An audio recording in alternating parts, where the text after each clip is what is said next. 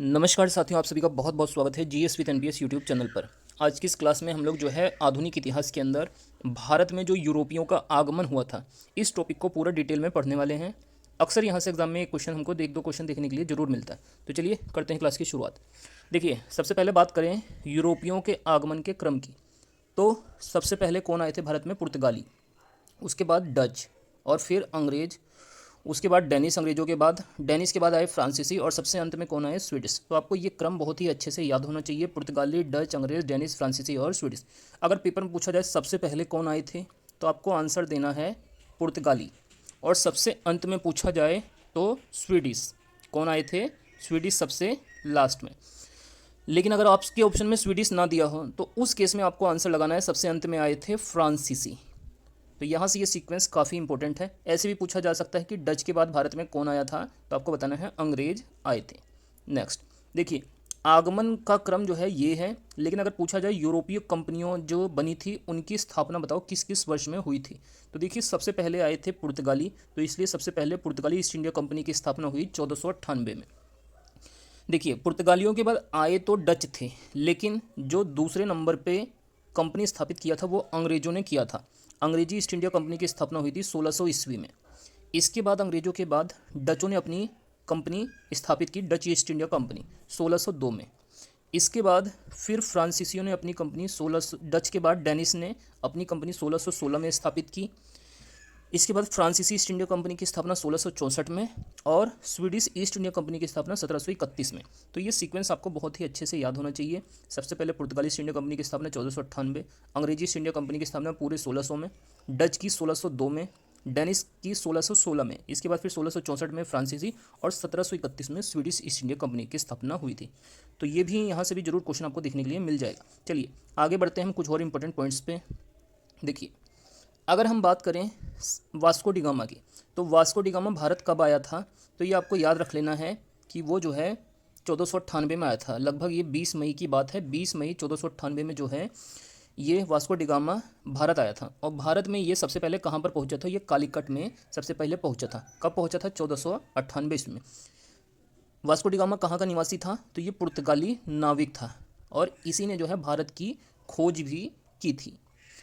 अब बात करते हैं कि जब ये कालीकट में पहुंचा तो वहां पर कालीकट का राजा कौन था? जमोरिन। जमोरिन जो राजा था उसने वास्को डिगामा का वहां पर स्वागत किया। इसके बाद देखिए, वास्को डिगामा जब भारत आ रहा था तो उसको जो मार्ग में रास्ता जब वो भटक गया तो उसको एक पथ प्रदर्शक मिला जिसने उसको आगे का रास्ता बताया। तो वास्को डिगामा का अगर आपसे पथ प्रदर्शक पूछा जाए तो इनका नाम आपको याद रखना है, अब्दुल हमीद मनीद। अब्दुल मनीद वो व्यक्ति थे जिन्होंने वास्को डिगामा को भारत तक पहुंचने में काफ़ी मदद की थी। वास्को डिगामा भारत तक किस रास्ते से होकर आया था? तो केप ऑफ गुड होप के रास्ते से होकर भारत आया था वास्को डिगामा। इस केप ऑफ गुड होप की जो है खोज किसने की थी? तो इनका नाम था बार्टोलोमियो डियाज। बार्टोलोमियो डियाज ने ही सबसे पहले केप ऑफ गुड होप की खोज की थी। और इस केप ऑफ गुड होप का पुराना नाम था केप ऑफ स्टॉर्म। स्टॉर्म मतलब होता है तूफान, इसी का नाम बदल के केप ऑफ गुड होप कर दिया गया था। अगर पूछा जाए कि बताइए भारत में प्रथम पुर्तगाली वायसराय बनकर कौन आया था, तो इनका नाम आपको याद रखना है, फ्रांसिस्को द अल्मेडा। अल्मेडा नाम आप लोग याद कर लीजिए, बस इतने से ही आपके एग्जाम में क्वेश्चन का आंसर आ जाएगा। तो फ्रांसिस्को द अल्मेडा भारत में प्रथम पुर्तगाली वायसराय बनकर आया था। कब आया था? 1505 में। इसके बाद पुर्तगाली साम्राज्य का जो वास्तविक संस्थापक माना जाता है वो माना जाता है अल्फांसो द अल्बुकुर्को। किसको माना जाता है? अल्फांसो दी अल्बुकुर्को भारत में पुर्तगाली साम्राज्य का वास्तविक संस्थापक माना जाता है। और ये कब वायसराय बनकर भारत आया था? 1509 में। ठीक है, अल्मेडा आया 1505 में और अल्बुकुर्क आया 1509 में। तो यहाँ तक की बातें आपके समझ में आ गई होंगी। चलिए आगे देखते हैं हम लोग कुछ और इम्पोर्टेंट पॉइंट्स। देखिए, अगर पूछा जाए कि बताइए ब्लू वाटर पॉलिसी, नीले जल की नीति, ये किस वायसराय के द्वारा शुरू की गई थी? तो ये फ्रांसिस्को द अल्मेडा, जो पहला पुर्तगाली वायसराय था, उसके द्वारा ये ब्लू वाटर पॉलिसी शुरू की गई थी। मतलब ये थी, एक तरह से समझिए जैसे समुद्र के अंदर अगर आपको एक स्थान से दूसरे स्थान पर जाना है तो आपको एक टैक्स देना पड़ेगा, तो ये अल्मेडा के द्वारा शुरू किया गया था। नेक्स्ट, देखिए, जो पुर्तगाली साम्राज्य का वास्तविक संस्थापक था अल्बुकुर्क, जो 1509 में आया था भारत, उसने क्या किया, 1510 में गोवा को बीजापुर के शासक यूसुफ आदिल शाह से छीना था। तो इनका नाम आपको याद रखना है, यूसुफ आदिल शाह, इससे गोवा को छीना था। ये कहाँ का शासक था, बीजापुर का। और अल्बुकुर्क ने कब छीना था गोवा को, 1510 में, या 1510 में गोवा पर अधिकार किया था। तो गोवा पर जो है पुर्तगालियों का अधिकार था। और गोवा अंतिम रूप से कब आज़ाद हुआ पुर्तगालियों से, 1961 में। ये बात भी आपको याद रखनी है। देखिए, अगर हम बात करें पुर्तगालियों की देन, पुर्तगाली इंडिया में अपने देश से क्या ऐसी चीज़ें लेकर आए जो आज तक हम लोग उसका उपयोग करते हैं। तो देखिए, जो तंबाकू की खेती है वो पुर्तगालियों की देन है, और इसके साथ में आलू, और जो प्रेस है, इंडिया का जो प्रेस सिस्टम है वो भी पुर्तगालियों की ही देन है।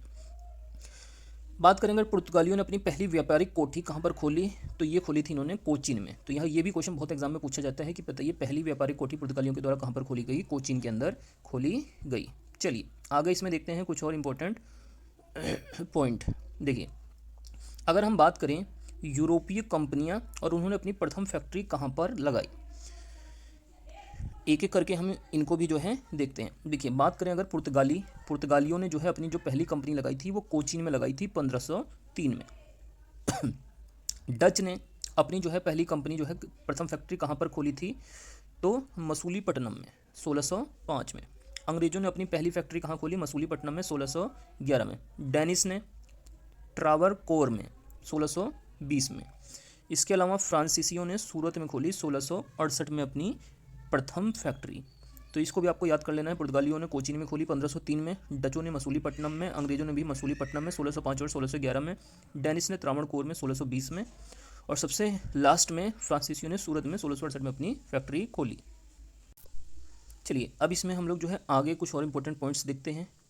देखिए, पुर्तगालियों के बाद भारत में कौन आए थे, डच आए थे। कौन आए थे, डच। डच मूलतः कहाँ के निवासी थे, नीदरलैंड के निवासी थे। नीदरलैंड देश से ये लोग आए थे।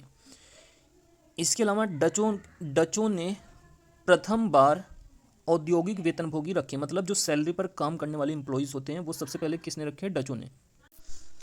तो डचों ने सबसे पहली बार क्या किया था, जो है औद्योगिक वेतनभोगी रखे थे। इसके अलावा अगर आपसे पूछा जाए बेदरा का युद्ध कब हुआ था, 1759 में। और ये किस किस के बीच में हुआ था, डचों और अंग्रेजों के बीच में।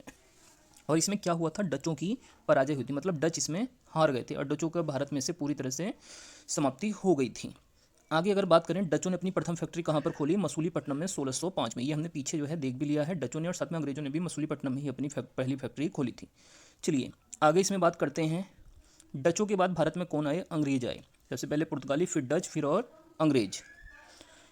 अब देखिए, बात है 31 दिसंबर 1600 ईस्वी में जो ब्रिटेन की महारानी है एलिजाबेथ सेकंड, इन्होंने ईस्ट इंडिया कंपनी को एक अधिकार पत्र दिया और ये कहा कि आप लोग जो है भारत में जाकर व्यापार कर सकते हैं।